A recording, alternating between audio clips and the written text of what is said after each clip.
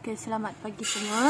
Okay, hari ni kita akan sambung subtopik yang minggu lepas. Okay, iaitu kita nak tengok kelebihan dan kekurangan pelbagai sukatan serakan. Okay, awak dah belajar minggu lepas cara untuk mengira julat. Okay, julat antara kuartir, sisihan piawai dan juga varian. Okay, jadi untuk kita tengok apa kelebihan dan kekurangan dia. Okay, sukatan serakan mengukur taburan sesuatu set data. Okay, julat ialah sukatan serakan yang paling mudah untuk dihitung. Okay, tapi julat ni dia tidak memberi satu gambaran yang baik tentang cara data ditaburkan. Okay, untuk kira julat adalah nilai cerapan terbesar. Okay, awak tolakkan dengan nilai cerapan terkecil. Okay, tapi bagi kes yang wujudnya pensilan ataupun nilai ekstrim dalam suatu data tu, okay, julat antar kuartir adalah satu sukatan serakan yang lebih sesuai menunjukkan taburan data berkenaan. Okay, kemudian sisihan piawai. Okay, sisihan piawai yang kita belajar minggu lepas digunakan untuk membandingkan dua set data. Secara umumnya sisihan piawai kecil, kalau awak dapat nilai sisihan piawai itu adalah kecil, menunjukkan data terserak berhampiran dengan nilai min yang awak kira. Sebaliknya, jika sisihan piawai yang besar, maksudnya data adalah terserak jauh dengan min. Jadi kita tengok contoh yang 10. Hitung julat dan julat antar kuartir bagi set data. Ini adalah set data kita. Tentukan sukatan serakan yang lebih sesuai digunakan. Jadi kita kira julat. Nilai yang paling terbesar adalah 40. Jadi nilai yang paling kecil adalah 10. Jadi julat dia adalah 30. Seterusnya julat antara kuartir. Julat antara kuartir adalah kuartir ketiga, tolak kuartir pertama. Bila kita susunkan dia, kita akan dapat bila awak cari kuartir ketiga adalah 21. Kuartir pertama adalah 11. Jadi bila kita tolak, julat antar kuartir adalah 10. Cikgu tak tunjuklah balik macam mana untuk mencari julat antar kuartir. Awak tengok balik yang minggu lepas punya.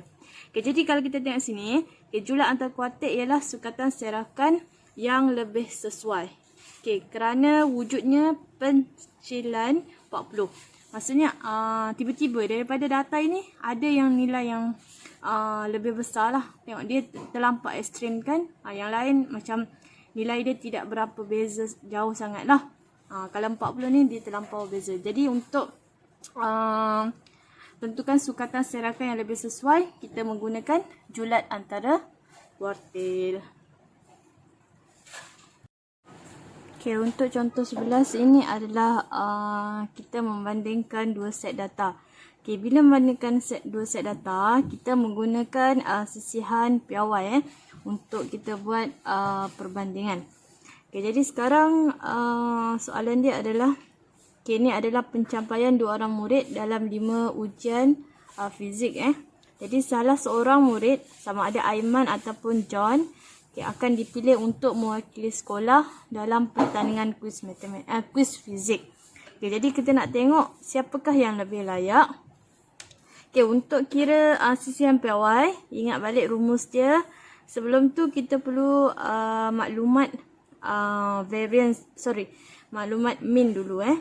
Jadi untuk kira min adalah bagi Aiman, kita tambahkan semua 40, 70, 90, 85, 64, bahagikan jumlah data ada 5. Jadi awak akan dapat 69.8. Untuk kira sisihan piawai, awak ada dua cara lah. Sama ada menggunakan ini kaedah yang pertama ataupun kaedah yang kedua. Terpulang kepada awak lah mana-mana saja untuk awak pilih. Jadi dalam buku teks ini dia menggunakan kaedah yang nombor 2 lah. Jadi jumlah setiap data itu dikuasa 2. Bahagikan dengan bilangan data. kita ada 5 bilangan data. Okay, awak tolakkan dengan, ni adalah means dia, kuasa 2. Okay, untuk Aiman nanti kita akan dapat 17.67. Okay, untuk John pula, kita kira mean dia, sama juga. Hasil tambah jumlah data, bahagikan dengan bilangan data. Okay, kita akan dapat 69.8. Okay, seterusnya kita kira sisihan piawai. Okay, sisihan piawai untuk John. Okay, dalam buku teks ni dia menggunakan kaedah yang kedua. Okay, jadi kita akan dapat 7.574. Okay, bila kita bandingkan di sini, Aiman adalah sisihan piawai dia 17.67. Okay, manakala John, okay, 7.574. Jadi, berdasarkan data yang kita dapat, okay, jadi John akan dipilih lah untuk menyertai kuis fizik. Sebab sisihan piawai markah bagi John adalah lebih rendah. Okay, kerana pencapaian John adalah lebih konsisten lah daripada ujian pertama sampai ujian yang kelima.